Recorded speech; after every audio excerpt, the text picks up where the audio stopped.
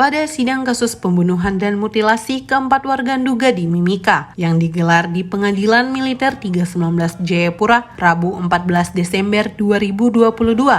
Para tersangka saling bantah fakta kejadian. Keterangan saksi Roy Marten Howai dihadirkan secara online dibantah kelima tersangka yang merupakan anggota TNI aktif. Roy adalah juga merupakan salah satu warga sipil yang menjadi tersangka kasus pembunuhan dan mutilasi 4 warga Nduga di Mimika.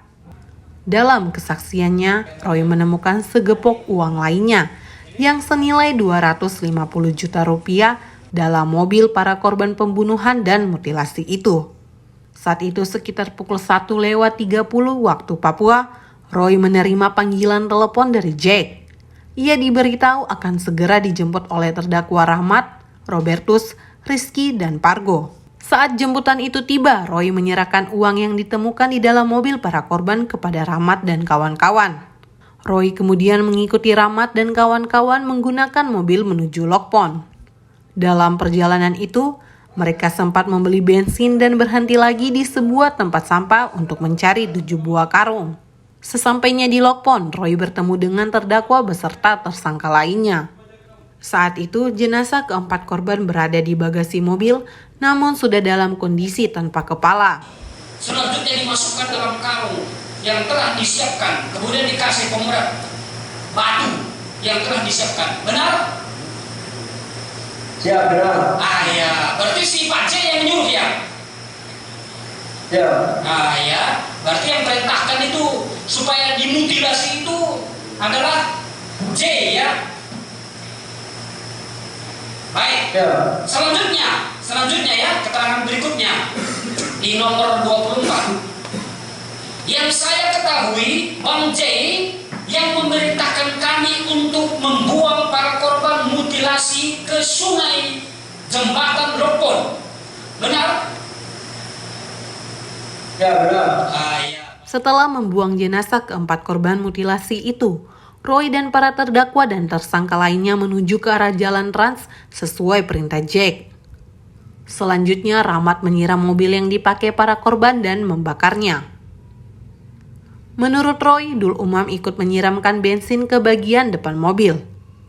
Esok harinya, Roy ditelepon untuk bertemu di bengkel milik Jack untuk pembagian uang 250 juta rupiah. Kesaksian rinci Roy itu memanen bantahan dari para tersangka. Kapten Infanteri Domingus Kainama menyampaikan bahwa melakukan pemukulan pertama adalah salah satu korban. Pada saat transaksi kejadian itu yang memukul duluan adalah OPM. Tetapi pada saat kejadian saya itu berada posisi berpandangan bisa istilahnya di semak, saya bisa melihat ke mobil dengan saudara Jack di sebelah. Jadi saya masih sempat, memang agak udah malam, memang gelap, tapi saya masih bisa memandang. Yang saya lihat itu yang punya gerakan duluan adalah OPM tersebut. Kainama juga membantah jika 3 korban meninggal di lokasi transaksi. Kainama justru menyatakan ketiga korban digiring beriringan menuju Lokpon dan dibunuh di sana. Sementara seorang korban meninggal di lokasi transaksi. Pratu Rahmat Amin CC membantah bahwa dirinya menentukan harga senjata api yang ditawarkan kepada keempat korban. Menurutnya, penawaran harga senjata api itu ditentukan oleh Jack. Rahmat juga menyatakan uang yang diserahkan Roy kepada dirinya hanyalah 150 juta rupiah, bukan 250 juta rupiah. Uang yang dibawa saudara saksi 5 ini 150, bukan 250. Tersangka lainnya juga membantah kesaksian Roy. Mereka menyatakan keempat korban itu tiba di Lokpon dalam keadaan masih utuh. Hakim Ketua Kolonel CHK Rudi Dwi Prakamto memutuskan menunda persidangan. Sidang perkara ditunda sampai 10 Januari 2023. Persidangan berikutnya akan mendengarkan keterangan sejumlah saksi lain dalam perkara pembunuhan dan mutilasi 4 warga Nduga di Mimika itu. Usai sidang, anggota Koalisi Masyarakat Sipil untuk Penegakan Hukum dan Hak Asasi Manusia Papua, Gustaf Kawer menyatakan dari keterangan Roy sudah menguatkan unsur pembunuhan berencana. Keterangan Roy tadi, Roy itu jelaskan menguatkan sekali unsur pembunuhan berencana dan juga pembunuhan itu sendiri. Dari awal dijelaskan bahwa mereka ini ada sama-sama dalam perencanaan pembunuhan, terus mutilasi, mereka ada sama-sama, termasuk dia juga terlibat dalam pembunuhan Arnold Lockberry itu. Kemudian nanti di lokasi juga dia bersama-sama dengan terdakwa Rahman Amin Masih ya, itu mereka sama-sama terlibat dalam mutilasi.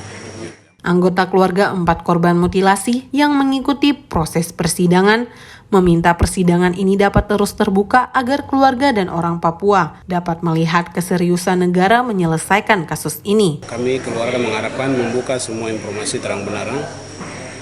Jadi kami tidak keberatan membuka seluas-luasnya informasi ini, jadi tidak saling sembunyikan.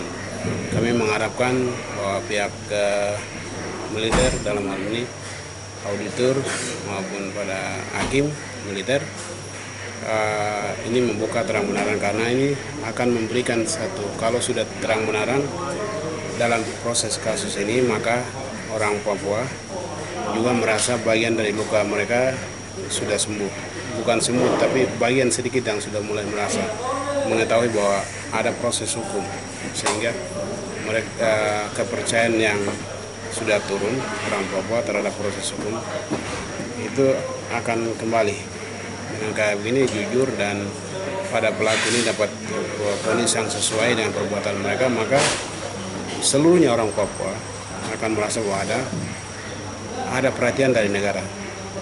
Ini akan menjadi ukuran dari keluarga kami ini. Selain menghadirkan Andre Pujiantolis alias Jack dan Roy Martin Howai, dalam sidang Rabu lalu, majelis hakim mendengarkan kesaksian sejumlah saksi lain, yaitu Dul Umam, Raffles Lakasa, Luluk Susianto, Abdul Baki, dan Muhammad Rohman.